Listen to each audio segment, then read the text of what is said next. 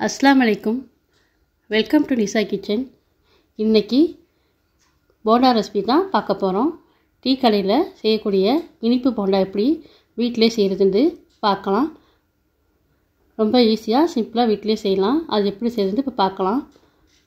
First ஒரு mixie ஜாரில் சீனி 1/2 கப்பு சேர்த்துக்கலாம். அதோட 3 ஏலக்காய் சேர்த்துக்கலாம்.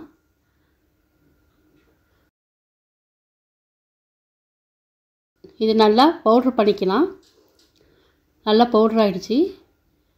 இப்போ ஒரு பவுலில் மாற்றிடலாம்.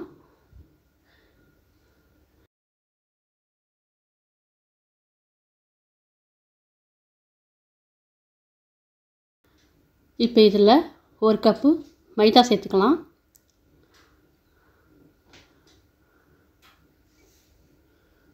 கொஞ்சமாக உப்பு சேர்த்துக்கலாம்.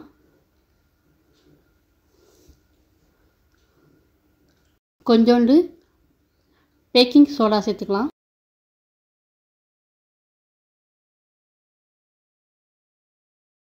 இதில் 3 ஸ்பூன் ரவா சேர்த்துக்கலாம். சேர்த்துட்டு நல்லா கலந்துக்கலாம். நல்லா கலந்துட்டு கொஞ்சம் கொஞ்சமாக தண்ணி சேர்த்து இந்த அளவுக்கு மாவு கலக்கி எடுத்து வச்சுக்கலாம்.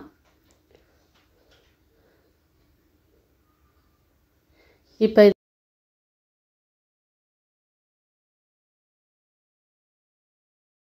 இதை மூடி போட்டு 10 நிமிஷம் அப்படி வச்சுக்கலாம்.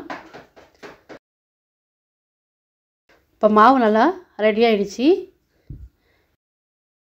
நம்ம சேர்த்த ரவாலாம் நல்லா ஊறி மாவு இந்த அளவுக்கு இருக்குது. மாவு கொஞ்சம் தண்ணியாக இருக்க மாதிரி உங்களுக்கு இருந்தால் எக்ஸ்ட்ரா நீங்கள் மாவு கூட சேர்த்துக்கலாம். இப்போ எண்ணெய் நல்லா சூடு பண்ணிவிட்டு அடுப்பை மீடியம் ஹீட்டில் வச்சுட்டு போடக்குள்ளே ஒட்டுற மாதிரி இருக்கும். அதுக்காண்டி கொஞ்சம் கையில் நல்லா எண்ணெய் தடவிட்டு போட்டு எடுத்துக்கலாம். இந்த மாதிரி போட்டு எடுத்துக்கலாம்.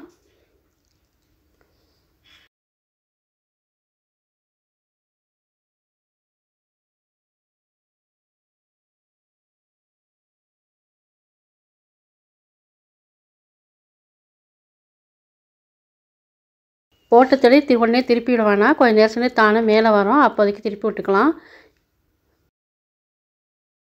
அடுப்பை மீடியமாக வச்சு நல்லா அந்த மாதிரி பொரிச்சு எடுத்துக்கலாம்.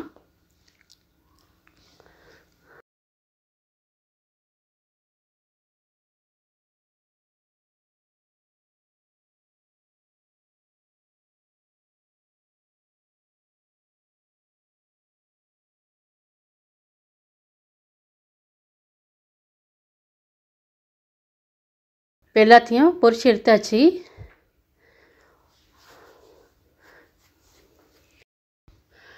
ஸ்வீட் போண்டா ரெடி ஆகிடுச்சு. மேலே நல்லா மொறுண்டு உள்ளக்க நல்லா சாப்பிட்டா சூப்பராக வந்திருக்குது. உள்ளக்க மாவுலாம் இல்லை பாருங்கள். இதே மாதிரி நீங்களும் ட்ரை பண்ணி பாருங்கள். இந்த வீடியோ பிடிச்சிருந்தா லைக் பண்ணுங்கள், ஷேர் பண்ணுங்கள். மறக்காமல் நிசா கிச்சன் சேனலுக்கு சப்ஸ்கிரைப் பண்ணிக்கோங்க. அடுத்த ஒரு வீடியோவில் பார்க்கலாம்.